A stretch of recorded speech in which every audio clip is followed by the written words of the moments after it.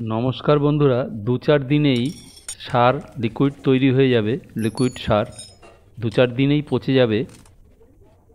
ঘরের ডাল কাটা নিলাম, আর কিচেন ওয়েস্টের যা আপনার ফেলে দেন বা ফেলে দিই সেগুলো আমি জমিয়ে রেখেছি। তাজা সবজির খোসা থেকে শুরু করে সব আমি জমিয়ে রেখেছিলাম।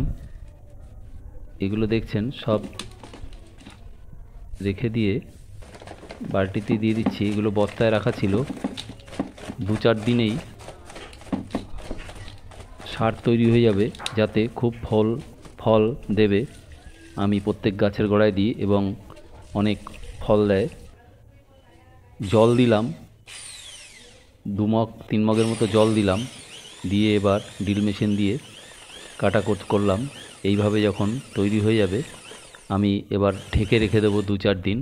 এই অবস্থাতেও দেওয়া যাবে, একটু জল দিয়ে দেবেন। দেখুন এই লঙ্কা গাছ পাশেই আছে, কত ফল হয়েছে দেখবেন। এবং আমার ছাদেও আমি এগুলো দিয়ে থাকি, কোনো সার লাগবে না। ভিডিওটি ভালো লাগলে আপনারাও দিয়ে দেখবেন, খুব ফল দেবে। ভালো লাগলে প্লিজ শেয়ার করবেন, লাইক করবেন, সাবস্ক্রাইব করবেন। নমস্কার।